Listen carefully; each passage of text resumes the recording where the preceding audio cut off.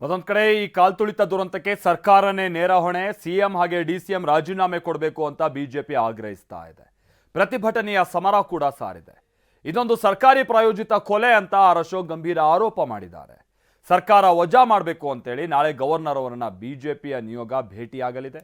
ಮತ್ತೊಂದು ಕಡೆ ಗೊಂದಲದಿಂದಾಗಿನೇ ಸರ್ಕಾರ ಫೇಲ್ಯೂರ್ ಆಯಿತು ಅಂತ ಹೇಳಿ ಸ್ವತಃ ಸಚಿವ ಸತೀಶ್ ಜಾರಕಿಹೊಳಿ ಕೂಡ ಒಪ್ಕೊಂಡಿದ್ದಾರೆ. ಬನ್ನಿ ಇದಕ್ಕೆ ಸಂಬಂಧಪಟ್ಟ ಹಾಗಿನ ರಿಪೋರ್ಟ್ ನೋಡ್ಕೊಂಡು ಅಮಾಯಕರ ಬಲಿ ಪಡೆದ ಸರ್ಕಾರಕ್ಕೆ ಅಮಾಯಕರ ಬಲಿ ಪಡೆದ ಸರ್ಕಾರಕ್ಕೆ ಬಿಟ್ಟಿ ಕ್ರೆಡಿಟ್ಗಾಗಿ ಕೊಲೆ ಮಾಡಿದ ಸರ್ಕಾರಕ್ಕೆ ಕಾಲ್ತುಳಿತ ದುರಂತ, ಬಿಜೆಪಿ ಪ್ರತಿಭಟನೆ ಸಮರ. ಅಮಾಯಕರ ಬಲಿ ಪಡೆದ ಸರ್ಕಾರಕ್ಕೆ ಸಿಎಂ ಡಿಸಿಎಂ ರಾಜೀನಾಮೆಗೆ ನಾಯಕರ ಆಗ್ರಹ. ಬಂಧಿಸಿ ಬಂಧಿಸಿ ಸಿದ್ದರಾಮಯ್ಯ ಬಂಧಿಸಿ ಬಂಧಿಸಿ ಬಂಧಿಸಿ ಡಿಕೆ ಶಿವಕುಮಾರ್ ಬಂಧಿಸಿ. ಸರ್ಕಾರದ ಫೇಲ್ಯೂರ್ ನಿಜ ಎಂದ ಸಚಿವ ಸತೀಶ್. ಫೇಲ್ಯೂರ್ ಆಗಿದಂತೆ ನಿಜ. ರಾಜೀನಾಮೆ ಕೊಡಲೇಬೇಕು. ಕೊಡಲೇಬೇಕು, ರಾಜೀನಾಮೆ ಕೊಡಲೇಬೇಕು. ಕಾಲ್ತುಳಿತ ದುರಂತದಲ್ಲಿ 11 ಮಂದಿ ಆತ್ಮಕ್ಕೆ ಶಾಂತಿ ಸಿಗಲೇಬೇಕು ಅಂತ ವಿಪಕ್ಷ ಬಿಜೆಪಿ ಪ್ರತಿಭಟನೆ ಸಮರ ಸಾರಿದೆ. ಸಿಎಂ ಡಿಸಿಎಂ ಗೃಹ ಸಚಿವರ ರಾಜೀನಾಮೆಗೆ ತೀವ್ರವಾಗಿ ಆಗ್ರಹಿಸಿದ್ದಾರೆ. ವಿಧಾನಸೌಧದ ಗಾಂಧಿ ಪ್ರತಿಮೆ ಬಳಿ ಪ್ರೊಟೆಸ್ಟ್ ಮಾಡಿ ಸರ್ಕಾರದ ವಿರುದ್ಧ ಆಕ್ರೋಶ ಹೊರಹಾಕಿದರು. ಬಿಟ್ಟಿ ಕ್ರೆಡಿಟ್ಗಾಗಿ ಕೊಲೆ ಮಾಡಿದ ಸರ್ಕಾರಕ್ಕೆ ಕೊಲೆಗಡುಕ ಮುಖ್ಯಮಂತ್ರಿಗೆ ಸರ್ಕಾರದ ಪ್ರಾಯೋಜಿತ ಕೊಲೆ ಎಂದ ಅಶೋಕ್. ಈಗ 11 ಜನ ಮರ್ಡರ್ ಮಾಡಿದ್ದೀರಾ. ಸರ್ಕಾರದ ಪ್ರಾಯೋಜಿತ ಕೊಲೆ ಇದು. 11 ಜನ ನಿಮ್ಗೇನ್ ಮಾಡ್ಬೇಕು? ಒಬ್ಬ ಅಧಿಕಾರಿ ರಿಪೋರ್ಟ್ ಕೊಟ್ಟ ಮೇಲೆ ಮಾಡಕ್ ಸಾಧ್ಯನೇ ಇಲ್ಲ ರೀ. ಕಾನೂನು ಪ್ರಕಾರ ಮುಖ್ಯಮಂತ್ರಿಗೆಲ್ಲ ಯಾರಿಗೂ ಅಧಿಕಾರನೇ ಇಲ್ಲ. ಒಬ್ಬ ಅಧಿಕಾರಿ ನನ್ನ ಕೈಲಿ ಆಗಲ್ಲ ಇಲ್ಲಿ ಅಂತ ಹೇಳಿದ್ಮೇಲೆ ನೀವ್ ಹೆಂಗೆ ಮಾಡಿದ್ರಿ ಕಾರ್ಯಕ್ರಮ? ಈ 11 ಜನರ ಸಾವಿನ ಮೇಲೆ ನೀವು ರಾಜ್ಯವನ್ನ ಆಳಕ್ಕಾಗಲ್ಲ. ಎಚ್ಚರಿಕೆಯನ್ನ ಕೊಡ್ತಾ ಇದ್ದೀನಿ. 11 ಜನ ಸಾವಿನ ಮೇಲೆ, ವಿದ್ಯಾರ್ಥಿಗಳ ಸಾವಿನ ಮೇಲೆ ರಾಜ್ಯವನ್ನು ಆಳಕ್ಕೆ ನಿಮ್ಗೆ ಯೋಗ್ಯತೆ ಇಲ್ಲ. ಆ ಯೋಗ್ಯತೆಯನ್ನ ಕಳ್ಕೊಂಡಿದ್ದೀರಾ. 11 ಜನರ ಸಾವು 6ನೇ ಗ್ಯಾರಂಟಿ ಎಂದ ಅಶೋಕ್. ಸತ್ ಮೇಲಾದ್ರೂ ಹೇಳ್ರಿ, ಹುತಾತ್ಮರವರು ನೀವು ಕರೆದಿದ್ದ ಕಾರ್ಯಕ್ರಮ ಇದು. ಅವ್ರು ಬಂದಿದ್ದಲ್ಲ. ನೀವು ಕರೆದು ಇನ್ವಿಟೇಷನ್ ಕೊಟ್ಟು ಸಾಯಿಸ್ತೀರಿ ಅವ್ರನ್ನ. ನೀವೇ ಕರೆದು ಇನ್ವಿಟೇಷನ್ ಕೊಟ್ಟು ಸಾಯಿಸ್ತೀರಿ ನೀವು. ಸಾವು ಈ ಸರ್ಕಾರದಲ್ಲಿ 6ನೇ ಗ್ಯಾರಂಟಿ. ಸರ್ಕಾರ ವಜಾ ಆದ್ರೆ ಮೃತರ ಆತ್ಮಕ್ಕೆ ಶಾಂತಿ. ಅಶೋಕ್ ಕೆಂಡ. ಇದು ಸರ್ಕಾರದ ಪ್ರಾಯೋಜಿತ ಕೊಲೆ, 2 ಪ್ರಶ್ನೆ ಇಲ್ಲ. ಅದಕ್ಕೆ ಅಪರಾಧಿಗಳು ನೀವಿಬ್ರೇ ಅಪರಾಧಿಗಳು. ಕೂಡಲೇ ರಾಜೀನಾಮೆ ಕೊಡ್ಬೇಕು. ನಾನು ಇನ್ನೂ ಒಂದು ಹೇಳಿದ್ದೀನಿ, ಎಂಟೈರ್ ಸರ್ಕಾರ ಡಯಾಸ್ ಮೇಲೆ ಇತ್ತು. ಚೀಫ್ ಸೆಕ್ರೆಟರಿ ಇಂದ ಹಿಡಿದು IAS ಮಂತ್ರಿಗಳೆಲ್ಲ ಇದ್ರು. ಇಡೀ ಸರ್ಕಾರನೇ ವಜಾ ಮಾಡ್ಬಿಡ್ಬೇಕು. ಇವ್ರು ಇಡೀ ಸರ್ಕಾರನೇ ವಜಾ ಮಾಡ್ಬೇಕು. ಅವಾಗ ಈ ಆತ್ಮಗಳಿಗೆ ಶಾಂತಿ ಸಿಗುತ್ತೆ.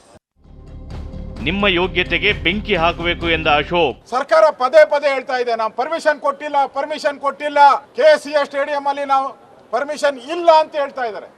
ನಿಮ್ ಯೋಗ್ಯತೆಗೆ ಅಷ್ಟು ಬೆಂಕಿ ಇಟ್ಟರು ಪರ್ಮಿಷನ್ ಕೊಟ್ಟು. ನಾವು ಈಗ ಯಾವುದೋ ಹೋರಾಟಕ್ಕೆ ನಾವು ಪರ್ಮಿಷನ್ ಇಲ್ದಿರ ಬಂದ್ರೆ 100 ಬಸ್ಗಳು ತಂದು ನಿಲ್ಲಿಸ್ತೀರಾ? 144 ಸೆಕ್ಷನ್ ಹಾಕ್ತೀರಾ? ಕರ್ಫ್ಯೂ ಹಾಕ್ತೀರಾ? ನೀವು ಪರ್ಮಿಷನ್ ಕೊಟ್ಟಿಲ್ಲ ತಾನೇ? KCA ಹಾಕ್ಬೇಕಾಯ್ತು 144 section. ಯಾಕೆ ಮಾಡ್ಲಿಲ್ಲ? ಜನರ ಜೀವ ತೆಗೆದ ಸೀಳು ನಾಯಿಗಳು ಛಲವಾದಿ ಸಿಡಿಗುಂಡು. ಇನ್ನು ಕೆಲವು ಮಂತ್ರಿಗಳು ಮಾತಾಡ್ತಾರೆ, ಎಣದ ಮೇಲೆ ರಾಜಕಾರಣ ಮಾಡ್ತಾರೆ ಬಿಜೆಪಿಯವರು, ರಣ ಹದ್ದುಗಳ ತರ ಅಂತ. ಆದ್ರೆ ನೀವು ಸೀಳು ನಾಯಿಗಳ ತರ 11 ಜನರ ಜೀವ ತೆಗೆದು ನಾಯಿಗಳು ನೀವು ಕಾಂಗ್ರೆಸ್ನವರು. ನಾನು ಏನು ಎಗ್ಗಿಲ್ಲದೆ ಹೇಳ್ತೇನೆ, ಸೀಳು ನಾಯಿಗಳು ನೀವು. ನಮಗೆ ಹೇಳ್ತೀರಿ ನೀವು. ಜೋಶಿ ಅವರು ಟೆರರಿಸ್ಟ್ ಅಂದ್ರಿ, ಭಯೋತ್ಪಾದಕ ಅಂದ್ರಿ. ನಿಜವಾದ ಭಯೋತ್ಪಾದಕ ಈ ರಾಜ್ಯಕ್ಕೆ ಮಾನ್ಯ ಸಿದ್ದರಾಮಯ್ಯನವರೇ ಬಿಟ್ಟು ಬೇರೆ ಯಾರು ಅಲ್ಲ. 11 ಜನರ ಜೀವ ತೆಗೆದವರು ಟೆರರಿಸ್ಟ? ಯಾಕೆ ಜೀವ ತೆಗೆದ್ರಿ ಅಂತ ಕೇಳಿದವರು ಟೆರರಿಸ್ಟ?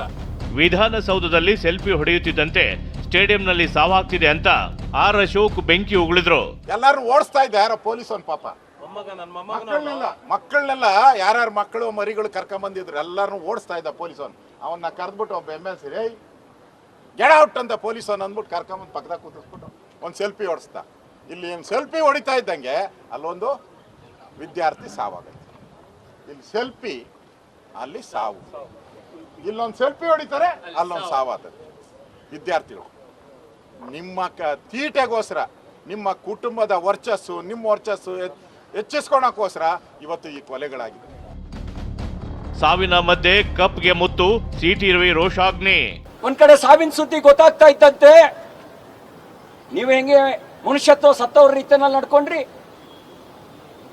ಒಬ್ರು ಕಪ್ ಎತ್ತಿ ಮುತ್ತಿಡ್ತಾರೆ, ಓ ನೀವೇ ಶಿಕ್ಷೆ ಹೊಡೆದಿದ್ದು, ನೀವೇ ಗೆಲ್ಸಿದ್ದು ತಂಡನ, ನಾಚಿಕೆ ಆಗ್ಬೇಕಲ್ಲ ನಿಮ್ಗೆ. ಕಪ್ ಒಂದ್ ಕಡೆ ಸಾವಿನ ಸರಮಾಲೆ, ಇನ್ನೊಂದ್ ಕಡೆ ಕಪ್ ಎತ್ತಿ ಮುತ್ತಿಡ್ತೀರಿ.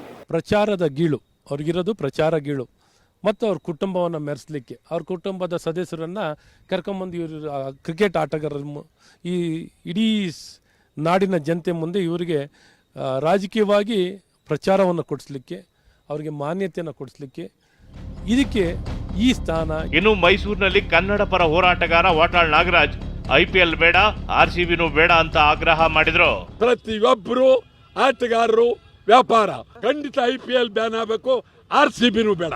ಸರ್ಕಾರ ಫೇಲ್ಯೂರ್ ಆಗಿರುವುದು ನಿಜ, ಕೆಲ ಗೊಂದಲ ಇತ್ತು ಅಂತ ಸ್ವತಃ ಸಚಿವ ಸತೀಶ್ ಜಾರಕಿಹೊಳಿ ಹೇಳಿದ್ದಾರೆ. ಇದಕ್ಕೆ ಕೌಂಟರ್ ಕೊಟ್ಟ ಅಶೋಕ್, ಫೇಲ್ಯೂರ್ಗೆ ಶಿಕ್ಷೆ ಆಗಬೇಕು ಅಲ್ವಾ ಅಂದಿದ್ದಾರೆ. ಫೇಲ್ಯೂರ್ ಆಗಿದಂತೆ ನಿಜ, ರಾಜೀನಾಮೆ ಕೊಡೋದು ಅವಶ್ಯಕತೆ ಇಲ್ಲ.